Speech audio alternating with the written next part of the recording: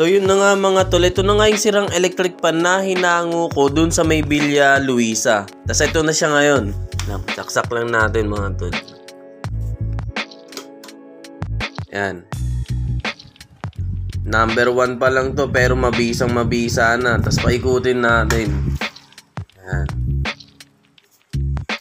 Number 2. Number 3. Tapos matagal na rin huminto yung hélice niyan. Ibig sabihin smooth na smooth yan. Napakadulas niyan mga tol. At ngayon nga, dahil nga ayos na to at budget na, meron na nga rin umorder neto. At ngayon, i-deliver ko naman to sa may planetang Neobis na. All goods na ha mga tol. At nalagay ko na nga dito sa aking magic bag. At i-deliver ko na nga to sa ibang planeta. Ride safe sa atin. Whoop whoop. So yun nga mga tol, kaagising ko nga lang ulit. Tapos medyo tamang paimas-imas lang.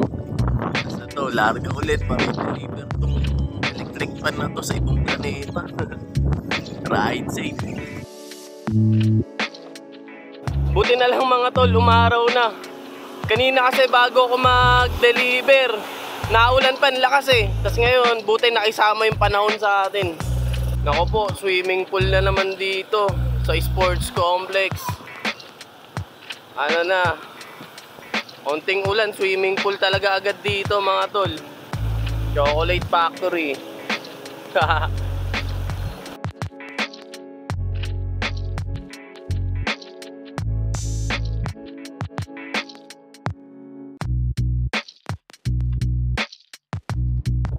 So yun nga mga tol, nandito na nga ako sa may planetang pagde-deliveran ko na itong electric pan na to. Yan. Dito sa may Neovista Homes. So yun, pasok na tayo dito sa kanilang planeta. At sabi nga sa akin mga tol ng pagde-deliveran ko na itong electric pan,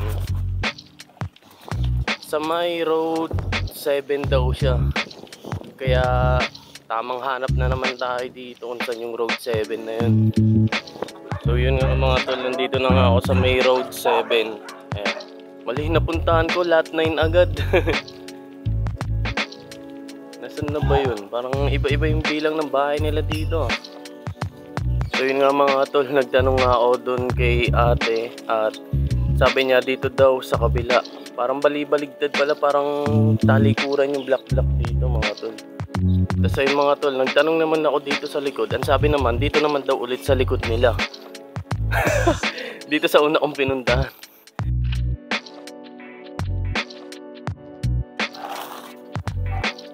Ay sir, bali ano po, 450 po.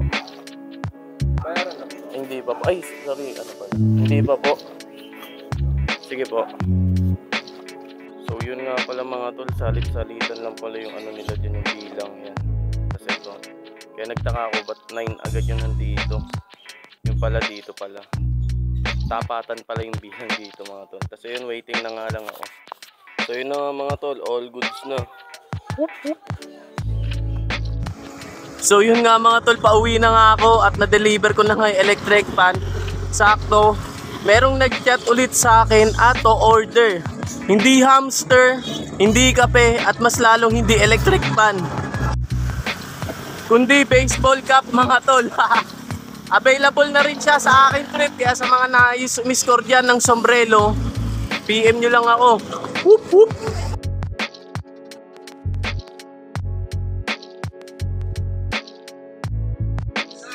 So yun mga tol, nakauwi na nga ako. At ito na nga pala yung bago kong item na baseball cap. Sinimulan ko na nga yung larangan dito sa pagsasombrelo. At ito may order na sa akin to. Tsaka ito. Ito palang tatlo may order na sa akin yan. Tapos ngayon ang pipick upin dito, etong Chicago na to. Yan. Budget yan mga tol. So yun nga mga tol, ito nga yung in-order sa akin ni sir ngayon. Isang NYC at isang Chicago. So yun nga mga tol, ka-deliver ko nga lang ng electric pan. Tapos ngayon tamang deliver naman ako ng baseball cap yan, oh. Tapos nandun na nga daw si sir sa pag-meet upan namin. Dumilim na naman yung panahon mga tol. Tapos medyo maambon-ambon na nga. Total malapit lang naman yung pag-meet upan namin dito sa amin eh. Kaya okay lang din naman. Palabas pa lang sa amin dito mga tol, puro ahon na. Whew! Ensayo talaga.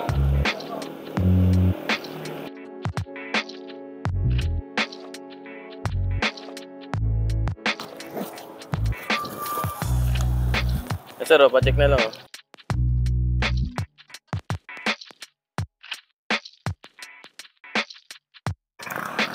Ay, wait lang, pabarya lang po ako. Sir, Sir, thank you po Ingat po, thank you. So yun mga tol, all goods na nga, na-deliver ko na nga dito sa may pinag-meet upan namin. Thank you po Lord sa panibagong blessings na naman.